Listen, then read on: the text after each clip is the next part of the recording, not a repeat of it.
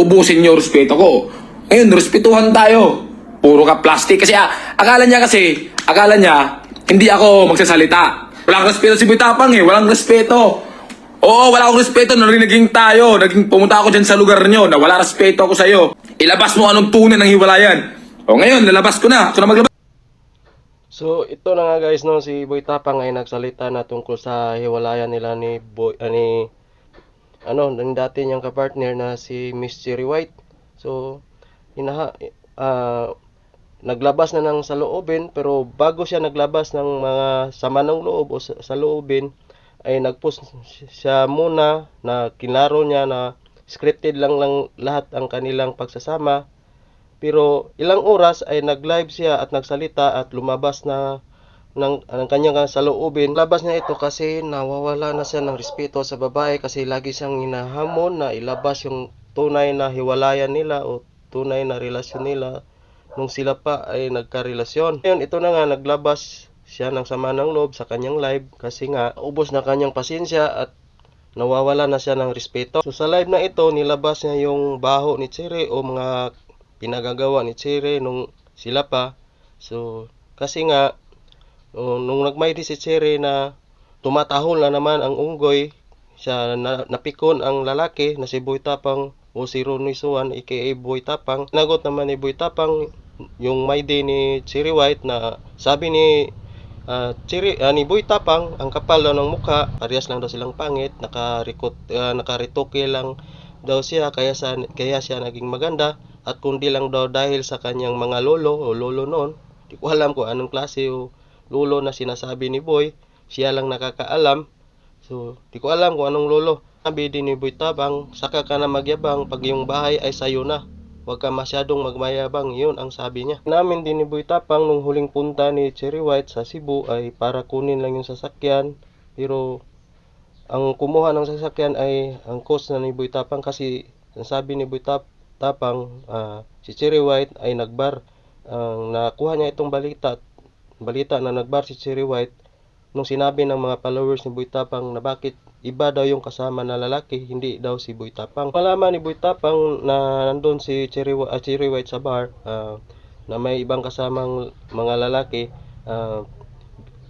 Kinuntak niya ito at hiningi ng proof kung sino yung kasama, at diin naman sinasabi ni Cherry White nga wala siyang kasama. Pero sabi ni Boy Tapang na magbigay ka ng proof na wala kang o screenshot man lang na sama na ikaw lang. So hindi nagbigay si Cherry White, at sinabi ni Boy Tapang na ilang beses na daw sila naghiwalay, balikan, kasi nga ang sabi ni Boy Tapang ang pangit ng ugali ni Cherry White, kaya hindi niya ito matiis, ay siya mismo ang naghiwalay sa babae. Amin din ni Boy Tapang nung January 11 na nasa kanila si Cherry White kasi nga pagka January 12 ay birthday na ni Boy Tapang, pero sa kasamaang palad ay nag-aaway sila na pinakamalaking away. At sa pag-away nila, si Cherry White ay pumunta ng resort kasi andun yung kanyang mga tropa at doon niya sasamahan. At hindi nakatiis si Boy Tapang, sinundan niya si Cherry White doon sa resort at tinanong niya yung gwardiya kasi nga nag-alala siya at na-miss niya yung kanyang partner. Nung tinanong niya yung guard kung saan si Cherry White, ang sabi niya andun sa loob kasama ng mga lalaki, nakapanty lang, nakabra, at doon sumama ang loob ni Boy Tapang kasi nga nag-away sila at naging sandala ni Cherry White ay mga lalaki. Ngayon ang ginawa ni Boy Tapang, pinalabas niya si Cherry White para makapag-usap sila, pero kasamaang palad ang ginawa ni Cherry White kay Boy Tapang ay binugbog siya at pinagpupukpok ng bato, at nadamay pa yung tropa niya si Mr. Schultz. At si Mr. Schultz ay duguan at hawak nila dahil sa pamumukpok ni Cherry White ng bato sa kay Mr. Schultz. Ring yun ay binidyohan nila at sinabi ni Boy Tapang ilalabas niyang ebidensya tungkol sa mga nangyari para malaman daw kuno ng mga tao kung anong nangyari sa panahon na yun. Sa panahon na kanyang birthday, kung anong nangyayari. Sinabi rin ni Boy Tapang na ilalabas niya yung video para malaman ng tao kung anong tunay na ugali ni Cherry White. Hindi lang yung puro lang daw pa-victim, na siya daw biktima sa relasyon nila ng dalawa. Kaya nga siguro mga idol, itong relasyon itong dalawa, ito siguro yung nagtulak kay Boy Tapang hiwalay niya ng babae kasi hindi na niya matiis yung ugali. Kahit sino namang lalaki, pag gano'n nang nangyayari, siguro kailangan mo nang i-let go yung mga ganong relasyon.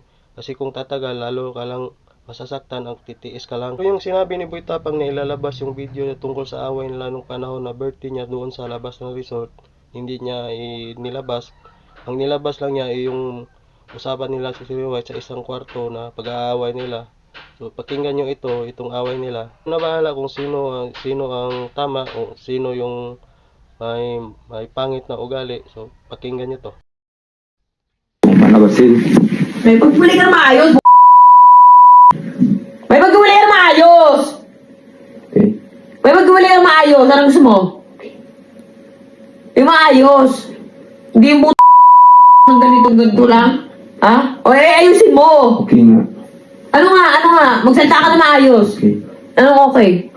Anong okay? Sorry. Hindi, ikaw. Magsalita ka na maayos. Okay. Gusto ko manay sa bunganga mo. Okay. Anong okay? Pangit na ugali mo. Mas pangit ugali mo. Pangit ka! Ay putang Tawin. ino mo. Musik ano? Magsalita ka na maayos. Ito lang kita eh. Magsalita ka na maayos. Subot lang kita.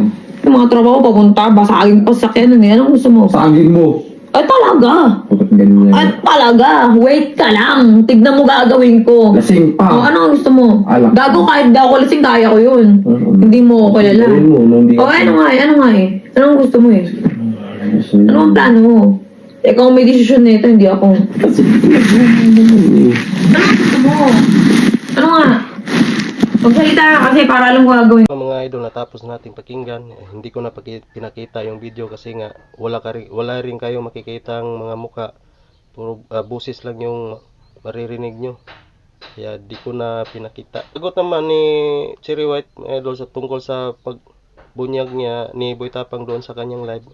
Sinagot din ni Cherry White sa kanyang content at may nag-comment sa doon na ipapatulpon na daw si Boy Tapang dahil sa pagpapahiya nito sa social media. So, yun lang na sagap nating mga balita ngayon mga idol. So,